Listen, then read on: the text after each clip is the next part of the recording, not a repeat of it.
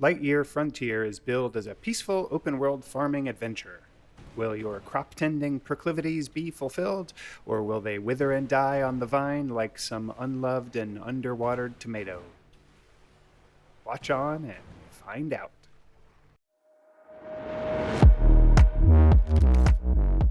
My name is Thoraxe, and this is Strategy for Busy People. If you've got a few minutes, I'll tell you what to play.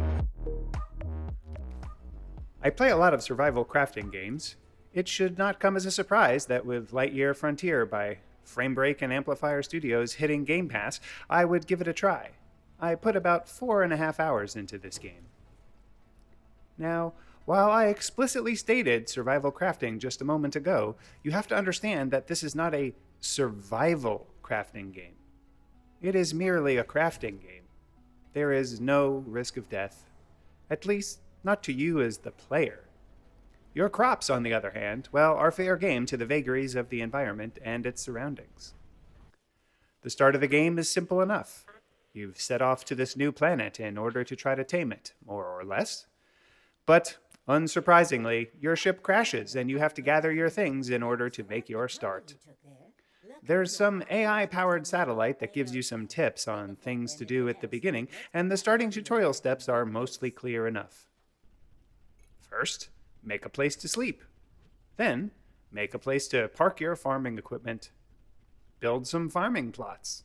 Collect some seeds, plant them, and you are ready to go. Except that the crops also need to be watered if they're going to thrive.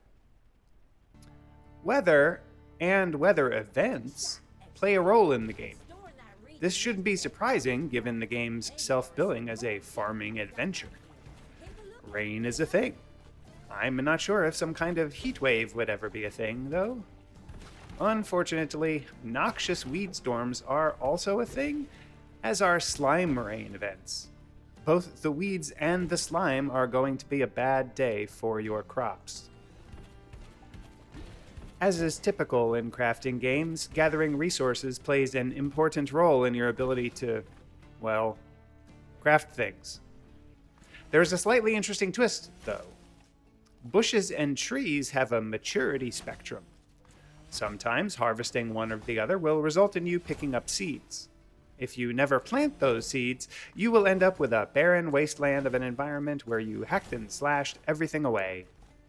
In a sense, forestry management is part of your job. Since wood, fiber, and derived products are important to building and crafting, you need to ensure a steady supply. I didn't play long enough to determine if there were special planting areas for trees and bushes, but you do end up with a specific piece of equipment for planting them. So, let's take a moment to talk about that equipment.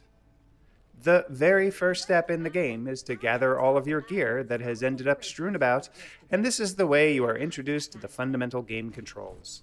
No surprises there.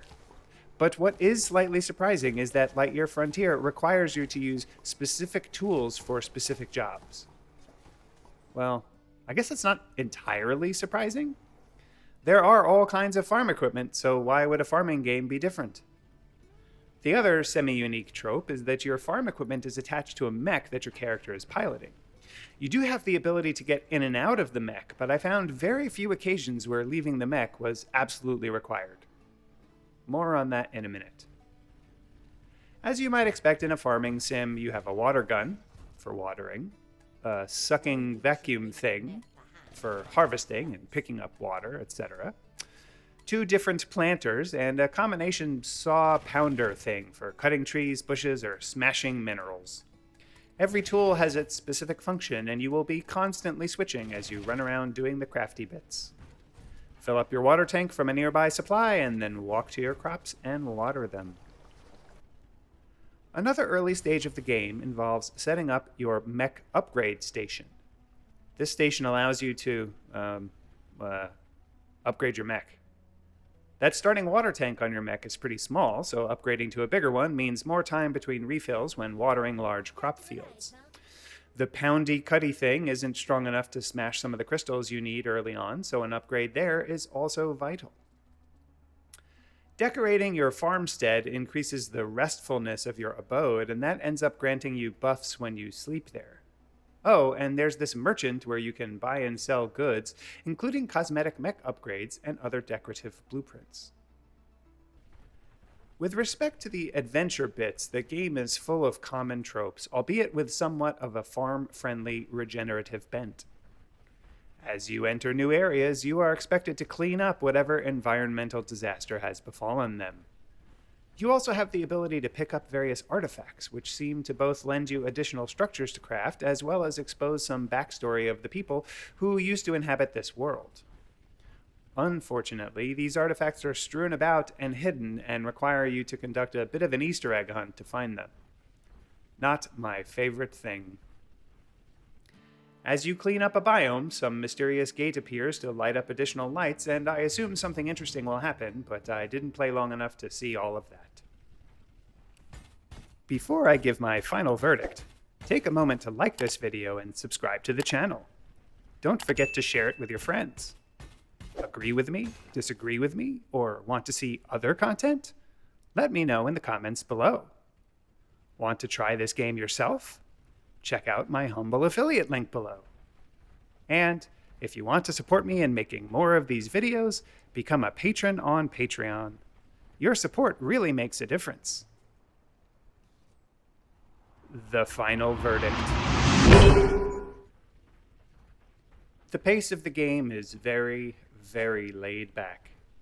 There doesn't appear to be any rush to get anything done.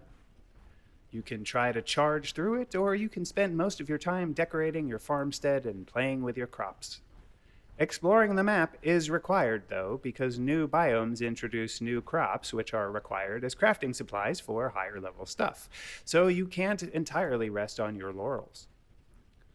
On my trademarked 3-point score scale of avoid, meh, and I forgot to eat, ultimately, I found the pace a little too casual and the crafting and upgrade paths a little too predictable to maintain my interest. The game also likely has zero replay value because every biome, scenario, and artifact placement is identical for every playthrough. While I grew plenty of berries and lettuce-like things in-game, the call of real food was too overwhelming. So I abandoned my new planet in favor of more familiar locales. Meh. But, hey, I can make a really mean compote now.